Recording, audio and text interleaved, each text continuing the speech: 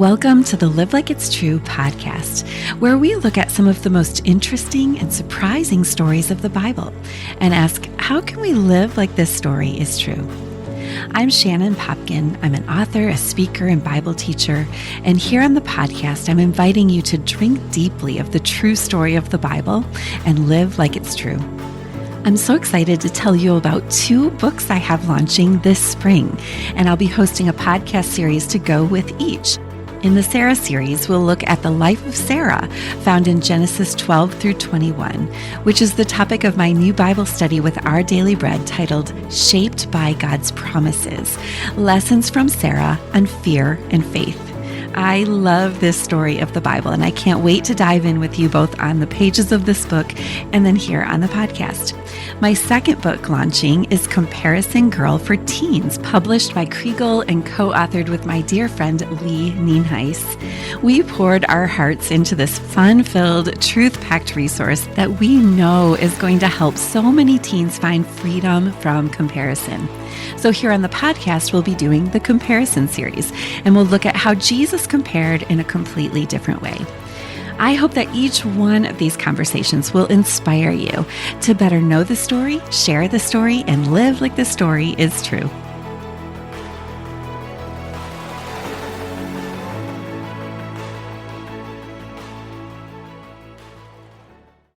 Have you experienced chronic illness or a long-time suffering? Maybe you know somebody who's experienced isolation and hopelessness that comes from having nowhere else to turn. In those times, it can literally feel like God has forgotten you or he's turned his back on you. But in this story about the woman who had the chronic bleeding for 12 years, we're going to experience a breakthrough moment where she finds out what has actually been true all along. I'm so excited to invite my friends Hope and Christine to talk through this story with me. They are the authors of At His Feet Studies. Christine is a graduate of Covenant Seminary in St. Louis, and she now works as a visiting instructor there. She's been involved in women's ministry for many years, helping women more deeply understand the Bible. Christine is a wife and mom of 3, and so is Hope. And she is a therapist in the San Antonio, Texas area. She invests her years of experience helping women dig into their hearts with creating the questions in At His Feet Studies. So you are going to love this conversation. I can't wait to share it with you today. Hope and Christine, welcome to Live Like It's True. Hi. Thank you. Well, it's just been so fun to get to know you a little bit. I wondered, do you have any chronic illness in your past? That's a great question. Depends on how you define as illness. Oh, yeah, I know. I've got a lot of chronic things. I don't know if they count as illnesses. Chris and I would both say that we both have chronic mental health struggles, which I think the therapist I would say would qualify as chronic illness. It's different. Sure. Chris, what would you say too about one of your children? Yeah, well, I also have degenerative disc disease. And so it just means I have to be really careful with my back. And I easily get to a place where walking is hard and driving is hard. All the things are hard. That's the physical. Yeah. And I have children with some pretty severe chronic issues. Diseases. Yeah. And it's so interesting. It's not like when we were chit-chatting at the beginning. Yeah. We didn't bring that up, right? Yeah. It's like, you don't really want to talk about that. It's like the last thing you really want to talk about. That's been my experience when I discover a new friend has some sort of chronic pain or chronic illness. Right. It's like, that is the last thing you get to. That's right. Yeah. I just wonder if the story about this woman, she would love for us to be talking about anything but this. That's right. Yeah, because so often chronic illness is something that people don't want to be defined by. They don't want to have it.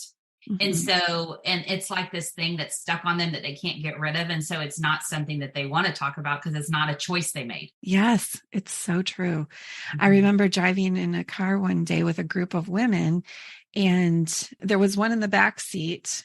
And I was talking with the one beside me in the front seat. And let's just say it was like a child with anxiety. That was not what we were talking about, but she was pouring out her heart and sharing like this story. And so I called the one in the back seat and I'm like, you should connect with her. You guys have similar stories. And she just shut the whole thing down. And what she told me later is, Shannon, you don't understand. Like, I don't want that to be the first thing someone knows about me. Like, I don't want to be defined by this. Like, I don't want to be boxed in. Like, this isn't who I want to introduce myself as. And I was like, oh, I'm so sorry. I didn't intend that. I just was thinking, oh, you should connect because you have similar pain struggles. Right. It reminds me, my daughter has a disease that is very visual. And so she said, I have this thing that makes me obvious to everyone that I have it. And I'm the person that doesn't like to be seen in every room. Yeah. You know, it's like, it's so hard, that tension. And so it makes sense that like that person was like, ah. Yes. So, well, we're going to be talking about the story of the bleeding woman. This is from Luke chapter 8. And this is a woman who has been through it. And what's interesting about what you just said, Hope, is your daughter has this visible thing about her.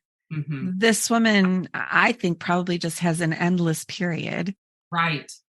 And yet in this culture, everybody knows about it. Isn't that weird? Yeah. So vulnerable. In our culture, nobody talks about their periods. Right.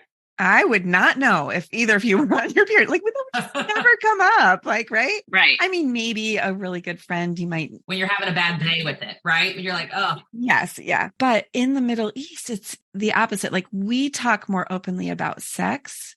They never talk about sex, but they talk very openly about periods. And especially in this culture, the Bible culture, it affected daily life. Like, you had to be withdrawn. And so everybody knew. So I read this story though about a man who brought his family over to the Middle East, and they're walking in some crowded place, and a young kid comes up to his teenage daughter trying to sell her tampons, which she was just mortified, right? Yes. But in that culture, like, that's, you just talk real openly about that, you know? So, so I think it's important that we know that going into this story, like, this is not just some hidden thing that she could keep private. This is something everybody knew about her all the time, even though it wasn't visible. Any room she walked into, everybody was very aware of it. So before we get started and read the story, Jesus gets to town. There's a huge crowd. They're happy to see him. Jairus immediately comes forward and says, look, my daughter is about to die. And can you please come? He begs Jesus, can you please come?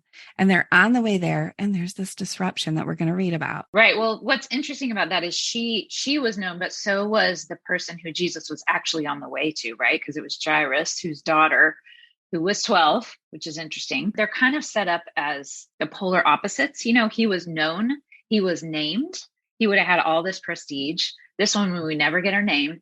She was known, but only for her, what they would have thought of as failure. Whereas he was known for all his accomplishment. And so Jesus is on the way, which for them and for a shame-based culture like theirs would have made a whole lot of sense that he was on the way to this important man, of course. But it made no sense that he stopped for some unnamed woman of all things who was unclean. So like the context is he's doing something that makes sense in terms of the world and going to a powerful man. And then we get this interruption, which he obviously didn't think of as an interruption, but they would have, you know, they would have. And even you can tell when this happens that his disciples are frustrated with him. Like, you can see them like, what are you talking about? Everybody's touching you. Like, we're on our way here. Can we please just get ourselves together and like do the thing, you know? And he's like, and he just stops and is like, no, just stops for her. So there's a disruption. And I love that you pointed out those differences, because the first part made sense. The second part doesn't. And what ties them together, I think sometimes this is called a sandwich. So, you know, you have a story that has the part in the middle is surrounded by two. And the thing that kind of makes it a sandwich is the number 12. So this daughter is 12 years old, and this woman, we're going to find something about her that is 12. So that's how we know that the author is kind of sandwiching these two scenes. You know, there's this disruption in the middle. So Hope, could you read for us this story? We're Luke chapter 8, 42 through 48, and we're reading from the ESV translation. Perfect. As Jesus went with him, the crowds pressed around him, including a woman who had suffered from bleeding for 12 years. She had spent all her money on physicians, but no one was able to heal her. She came up behind Jesus and touched the fringe of his cloak, and immediately her bleeding stopped. "Who touched me?" Jesus asked. But they all denied it. Master, said Peter, the people are crowding and pressing against you. But Jesus declared, someone touched me, for I know that the power has gone out from me. Then the woman, seeing that she could not escape notice, came trembling and fell down before him. In the presence of all the people, she explained why she had touched him and how she had immediately been healed. Daughter, Jesus said, your faith has healed you. Go in peace. All right. Thank you so much. So let's first talk about the state that this woman is in. You know, what do we learn about her? Well, we learned that this is something that's been going on for her forever, right? 12 years, which must have felt like forever. It's chronic. It's nonstop. It's something that she has spent all of her money on, pretty much, right? She's been going after healing for 12 years. You know, it's not like, oh, this is happening and I'm not doing anything about it. She's really been pursuing that. But this chronic struggle has probably made her feel very isolated. Yeah. 12 years, all her money. Yeah. No treatment. She's exhausted all of her resources, all of the options. She's gone to all the doctors. Right. And I don't know if you know anybody like that, but like that is a really desperate place to be in our world today. There are just people who have exhausted everything. They've gotten to the end of all of the options and still there's the problem. That's where she is. It's a place of despair. Yeah. Despair. Yeah. And so she's gone through this for 12 years. She's in this place of despair. And what does she decide to do about it? So she goes after this man. And what's interesting, I love this picture. They mention the fringe of his cloak. So he would have had a piece of fabric that would have draped over his shoulder. The fact that she had the boldness or the desperation or whatever it is in that moment to just push through and just touch him. I'm like, you're kind of like rooting for her, you know? Yeah. That's right. I mean, what does she have to lose kind of, right? It's like, she probably was going to get in trouble. I mean, she would have thought in her mind, this is a rabbi and a man and I'm an unclean woman. This is not okay that she's touching him. Yeah. She's like, hey man, I'm going for it. What do I have to lose? I'm already isolated. I got nothing.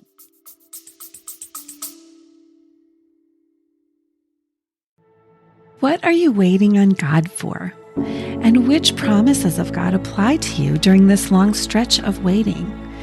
My free Pray God's Promises prayer guide will help you sort out which promises are for here and now and which ones apply to you later. When you pray the promises found in your Bible, this is one of the ways that God shapes you by his promises. For your free prayer guide, use the link in the show notes or go to shannonpopkin.com/promises, where you can also learn more about my brand new Bible study with Our Daily Bread titled Shaped by God's Promises, Lessons from Sarah on Fear and Faith.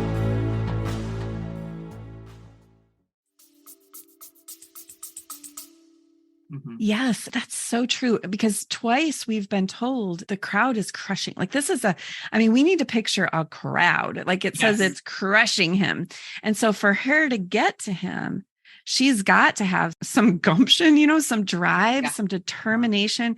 I mean, this is a desperate woman. And I think you're right. What does she have to lose? And do you think it's interesting that she comes from, it says behind? It says she came up behind him and touched the fringe of his garment. I think that's shame, right? I think sometimes people who have chronic struggles, whatever they are, whether they're mental health or physical or whatever, it's something that they maybe want to hide or they feel shame about, or coming face to face with him and having to have a conversation about this might have felt like too much. But if I can just get in the back, no one will know, touch it, you know what I mean? Like, that feels like I can do this without having to expose and be so vulnerable for this thing that like I don't want and I've had forever. Yeah, there's another passage where it says that they were trying to touch the fringe. And there is a verse in Isaiah that talks about healing from the fringe of the garment. And so logically, it probably made sense that that's what she would go for. I think most often we hear about people presenting before Jesus, like they're at his feet, he's sitting and they're bringing their sickness or whatever it is, they're facing him. But she's she's coming from behind. And like you said, let's just call attention to this whole clean, unclean thing. Mm-hmm. Touching, I circled it a bunch of times in this passage. 1, 2, 3, 4, 5, I think. There's a lot of mention on the word touch. When you're on your period, you're not allowed to touch anything. What's the deal with that? Yeah, well, that goes back to the Levitical law, right? That it all had to do with worship, your ability to approach the temple or to be a part of the meal or any of that on the Sabbath. That was the goal, was to be able to get into the presence of God. And there are so many things that disqualified you from that. I mean, all kinds of things if you read through Leviticus. And that was just one of them. She had this space between her and God that she knew about anyway. And any sense she had of Jesus' divinity would have given her a real clear sense of that space. And even if she wasn't unclean, women weren't going to go up and touch men. I mean, that was not a thing unless it was her husband or her children. What do you mean by this space between them? In their culture, not unlike our culture, they would have had a very clear sense of the otherness of God and all the things you had to do to get to him. So if she had any sense of Jesus' divinity, that space would have been in her mind of the fact that she is other, he is other. She doesn't have access, And so again, her boldness in touching him it's beyond what we would consider. Yeah, it's astonishing. Jairus, that's not as surprising. That's like, you notice that contrast. He's coming to face the rabbi and say, will you come, begging him, like he wants him to come. But this woman, if they found out that she's among them, that kind of touching, you're in a crowd you can't avoid. Sure. She's responsible, though, to avoid. That's right. That's the law, the Levitical law. It's not about hygiene. It's like ritual. It's not like touching, like they didn't understand even about germs so it's not really about that. It's like a moral thing, Right. It's like clean and unclean. And you have to go through these rituals to go from unclean to clean. And I mean, if you read through those laws, I would not have loved being a woman in that. Oh my goodness. Because like you can't touch other people. You can't, if you touch the furniture becomes unclean. So I don't know, you can't sit on the same couch as someone else, or you can't share food, like the meals. You're excluded from all the gatherings. She couldn't go to the temple, and this has been going on for 12 years. Right. Hope, I mean, you're a therapist. What does that mean for her as a, just never experiencing touch and experiencing this exclusion? What would this have been for her? Yeah, psychologically really damaging. Chris said the word despair. I mean, this would have made her so isolated, so lonely, and just alone in her own struggle and her own thoughts. I mean, people that have chronic things like this, that have been kind of isolated from everybody, the wear and tear on them emotionally and spiritually, kind of what I see in my office is they start to think all these horrible thoughts about themselves. And then also they start to have this fracture between them and God, because they're so confused. Why hasn't he healed me? Or is he going to heal me? Or does he love me? And so it just messes with every layer of the human psyche and soul to have something so chronic that is so isolating. I think most chronic things are, but in particular, for all the reasons that you and Chris stated, she is so isolated culturally in a way that she wouldn't even be today. Right. But it's, I just get this visual of her alone in a house and there's just no one, and just being alone in her mind for those 12 years, and then going to people and trying to pursue help. I have a lot of clients that struggle with that, where they're like, well, maybe this will be the thing. Well, maybe this will be the thing. And then it ends up not being the thing. So she's got all of that stacked against her emotionally of, there may never be a thing, and I have spent all my money, and now what? And so I think it's that level of despair that made her be like, I have to get to him. Absolutely. Yeah. I mean, we saw that in COVID, like what isolation did to people. Yes. And also the whole touching thing during COVID. Yeah, you're right. Like we need touch. Right. And we need that. We crave that, like just not being able to be with our loved ones, hold, our grandbabies, it's a horrible thing to not be able to touch. It's interesting to me that God's created us as touching beings, like those who need touch. And yet these were part of his laws. And I think what's interesting too, or what's surprising, is she is willing, like I completely agree with you, Christine, that she feels that distance between her and this rabbi. Like she knows she is not welcome in this crowd. She knows she's particularly not welcome with this man, but she risks making everybody unclean. That's right. I mean, can you imagine? Like, Yes. let's talk COVID here. Like, you have COVID and you risk contaminating everybody. Yes. And they're all going to have to be in isolation because they've been with you. But she's willing to push through that crowd and reach out and even risk contaminating the rabbi, Whoa. Ooh, I hadn't thought about that. Yeah. Yikes. But that's how much pain she's in. Yeah. It makes you think too, is this the only story? Like I wonder when we get to the new earth and we meet her, will it be like, yeah, there were 3 teachers who came through town before him and everyone I tried for? I mean, I'd be trying for I would try anything, you know what I mean? Yeah. And you just wonder, like, how many times had she been disappointed because somebody came through and they weren't Jesus, so they couldn't help her? Yeah. I don't know that she even expected him to do anything, but when you're in that place of desperation, you'll try anything. Yeah. And so then what was the result of her touching him? If we talk about the protracted time of her disease, that it's instantaneous. Yes. I always think, how did that feel exactly? She knew something physically happened that she knew. And to think, what did that feel like? Not just physically, but then what happened in her soul when she suddenly knew? I mean, did she start crying for joy?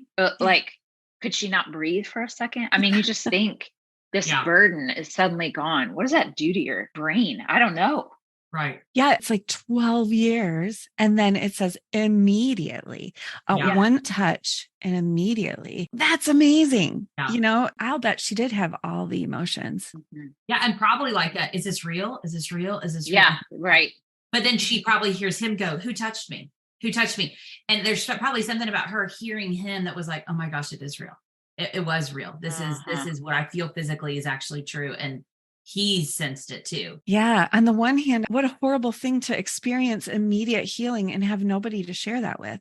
Yeah. Right. Because you like snuck in and you want to be like, oh my, like, because with the other miracles, we get to see that, like the guy who got up off of his mat and walked, or the one who was blind and saw, like the crowd gets to experience that. Yeah. But this miracle is different because this woman has kind of stolen the miracle. Right. Right. And she also says in verse 47, it says, seeing that she could not escape notice, which tells you she was trying. Like in my head, I see her sort of like backing out, trying to quietly just sneak away. Maybe nobody noticed, Yes. But she couldn't get away. She was trying. And I would imagine she thinks, I'm going to get in trouble. Because even though she was healed, all those things are still true. He's still a rabbi. She was still unclean.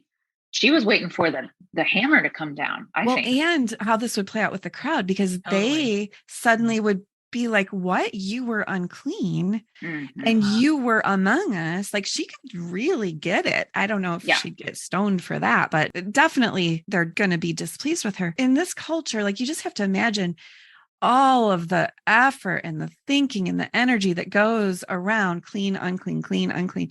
You don't ever want to be contaminated because you have to go through these rituals. It's expensive. It costs you time. Everything is set up so there's like a contaminant. But with Jesus, the contaminated one touches him and they're uncontaminated. And I don't want to use the word contaminant. I should use clean and unclean. But the unclean touch him.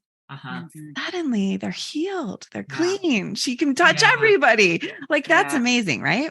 Yes. Yeah. And just speaks to, for them, they would have had in there, at least some of them would have had a clear vision of what you were talking about, the effort. And they would have never thought that the movement would go that way, because all they knew was that the movement went the other way. You always had to do something to make up for it. So the fact that this man was different than anything they had known about making your way to God, it was a totally different movement, had to just be, I would think, just confusing, or like, wait a minute, what? Right. Yes. Well, and I mean, if we look at the overarching story of the Bible, all sin entered through Adam. It's like from one man, all of us, we received that sin nature. But Jesus is the one who reverses all of that in one man. All of us can be made clean from our sin. Like, that's astonishing. Play out the story a second with me. If Jesus had not said, who was it that touched me?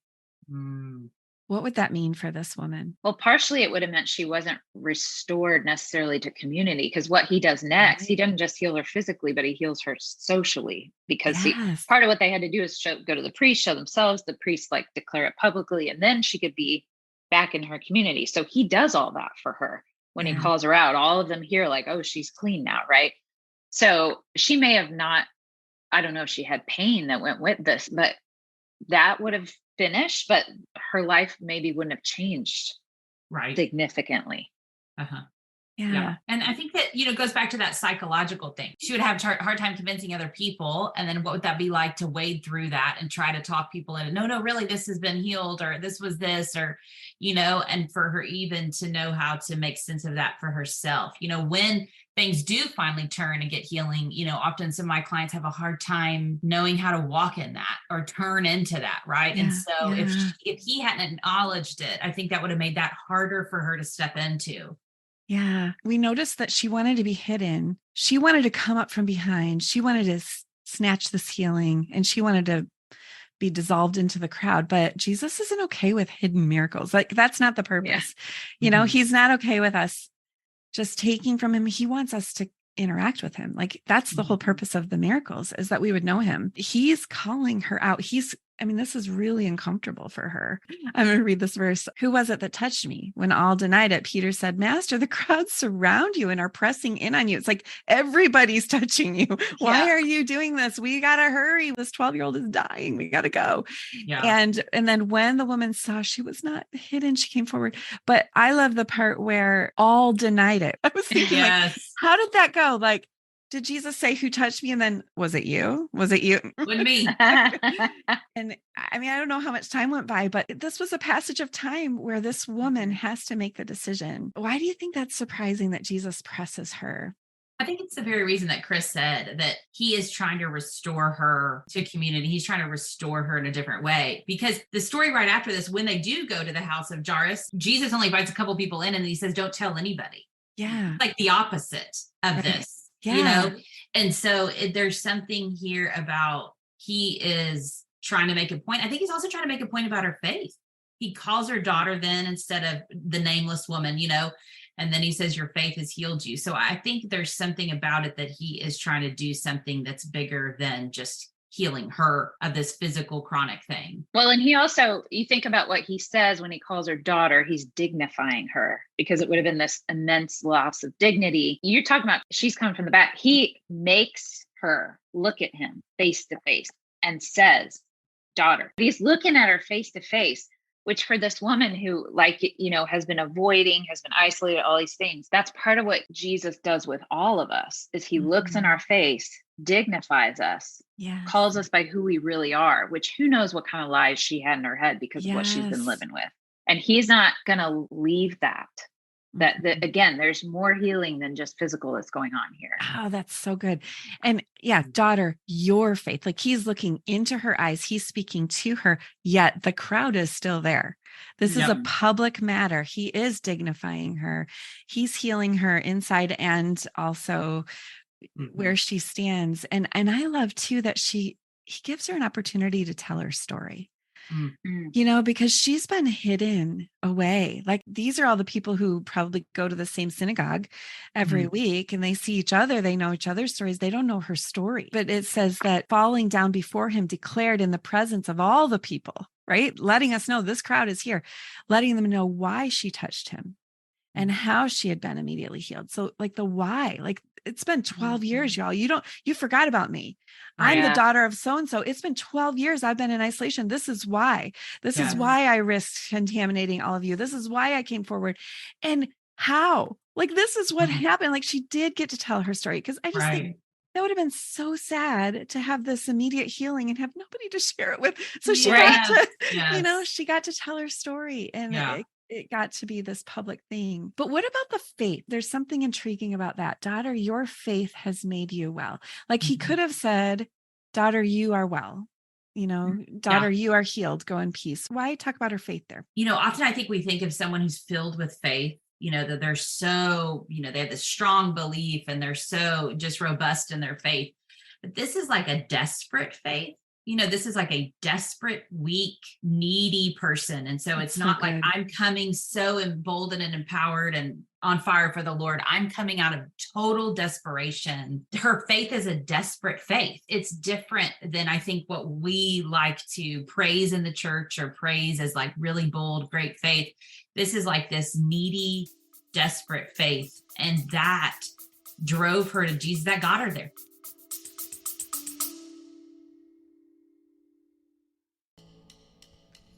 Have you ever wondered what your pastor thinks or talks about behind closed doors? Well, at Live Leadership, you get to hear lead pastor Ryan Kimmel and me, executive pastor John Delger, talk about some of the leadership issues that we're facing live and right now. We don't promise to have all the answers, but we promise to try to process and think through all the issues that we're facing as leaders in a local church. You can tune into Live Leadership at resoundmedia.cc or wherever you find podcasts. Oh, that's so good. In the Hebrew mind, faith was never just something you did with your head. You did it with your hands, with your feet, whatever. She did this thing of faith with her hand. Mm-hmm. And yet she didn't do it with any sense of her own strength. Yeah, I'm this big, bold faith girl. It was exactly the opposite. She was in a place of desperation. She had exhausted every other option, every other resource. And so she's reaching out. He is the only one. Mm-hmm. And I think there is a component of that in faith. Like it's only faith when you get to the point where you realize it's only faith. So for salvation, if we think we can save ourselves and yet we're still reaching out to Jesus like, yeah, and I need you too, that's not truly saving faith. Right. Well, it's the upside down kingdom, right? It's what you said. It's the reversal that happens. It's everything opposite of what the world tells us. Do your best and you be you. Jesus praises weakness over and over. Yes. The goal is not that we become strong. He's already strong. The goal is we learn to rely on his strength. And so talk about faith of a mustard seed, it's this one act and he praises her for it. When one sinner repents, the angels in heaven rejoice. Well, that's one act of faith. That's how he responds to any movement of faith, is this praise, which we don't deserve, but it makes him happy, Yes. Yeah. But again, that faith is in desperation. It's not in strength. It's in weakness. Right. I love that. It's so good.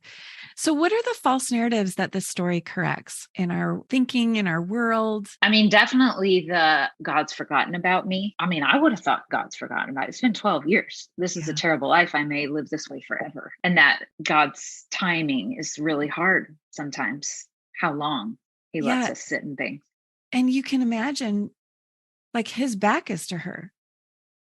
When she reaches, he's not coming to seek her out, right? It does feel maybe like she's just the forgotten one in this whole town. And yet, I think when he turns and says, "Who touched me?" like the power went out. This is evidence. No, he hasn't forgotten you. He doesn't want this to just be an anonymous miracle. He wants to talk to you, right? I love that. That's so good. So often we think we need to move toward Jesus cleaned up, as opposed to moving towards Jesus is what cleans us up, just kind of that different idea. Oh, that's so good. I've heard so many people say, well, even my grandfather said, I could never become a Christian because I'm afraid I'm going to be a hypocrite. I'm afraid I'm going to sin after and it's like, no. That's the whole point. All right. You will, and you are. You will, and you are. Like the church is not the place where all the clean people go. The church is the place where all the people who know they can't be clean go, That's right. Because it's the only place where we can get that healing that we need. We're all like this woman. We are all in a desperate situation that's lasted more than 12 years. If you've lived more than 12 years, like it's a problem. Our sin is a problem that we cannot fix. That's and we right. all have to reach out to the only one who can make us clean. Like he is the only way to reverse all of the isolation of our sin. And it's not like we're not talking about isolation from each other, but isolation from God. Our sin keeps us from being able to reach out to him. That's right. And I think also, the false narrative that God expects me to clean myself up like that. It's kind of what you're saying, but just a little tweak, like that he's looking at me saying, well, once you get it all cleaned up, that's right. Then you'll be mine. Yeah. And none of us can. She couldn't. She spent all of her money. She did everything she could, and she couldn't clean herself up. That's right. Yeah. So then how do we live like this story is true? When you're in this chronic thing that you've been praying for and praying for and praying for, and you, and there hasn't been movement in the way that you would hope, it's real easy to believe that God doesn't love you and he doesn't care, kind of like Chris was saying. And I think it's the way you live like this is true is you start with that. I heard a Jack Miller say that once. You start with the fact that God loved you and then you work out to your circumstances. You don't start with your circumstances to tell you whether he does or doesn't. And so then that when you start with he loves you, then you pray even for 12 years that he will do something, as opposed to, well, he doesn't love me, so I'm not going to ask him anymore. Living like it's true is telling yourself the truth that he does love you, even if nothing is shifted. And that's very hard to do. You have to have community, the Holy Spirit, all that has to work. It's not like, oh, I can just tell myself this. I love that. Like this working assumption that even though it feels like his back is to me, it's literally not, right? I have to have that conversation a lot with clients in our office because every shred of evidence in their life would say it is. So you have to really go back to what God has said about himself. Right. And faith is not based on what we can see and evidence in front of us. Like she didn't have any evidence. And yet she reached out. She pressed through that crowd. She reached out in faith. And it was warmly welcomed. She was called daughter. And so it's just that working assumption. God loves you. He wants to hear from you. He wants you to come to him in your desperation over and over and over. There's no formula for healing in this life. We live in a broken world that we don't know how the story is going to turn out. However, this isn't the whole story, right?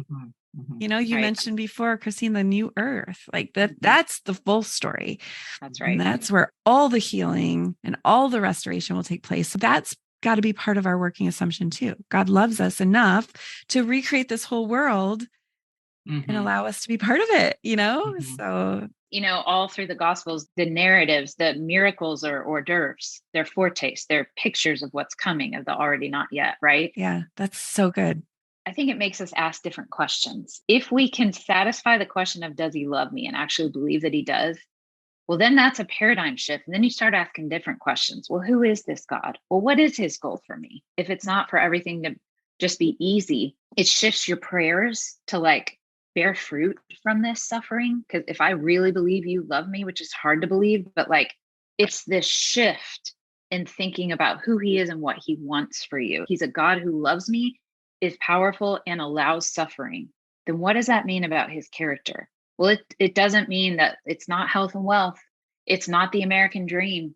It makes you ask different questions and know him in a way that you're not going to know until you get to that place. Yeah.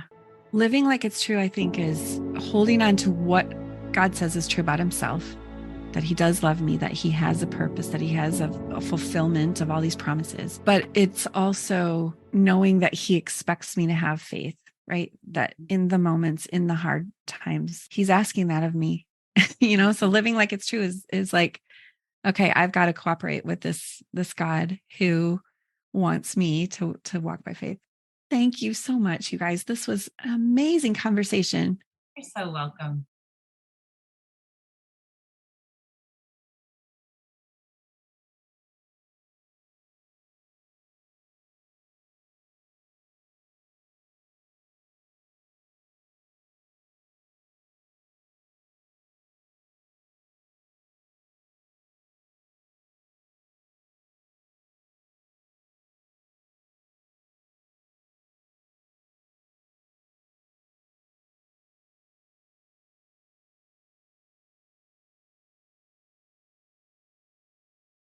So, Christine, tell us about At His Feet studies. What makes these unique? How did you and Hope, start writing these?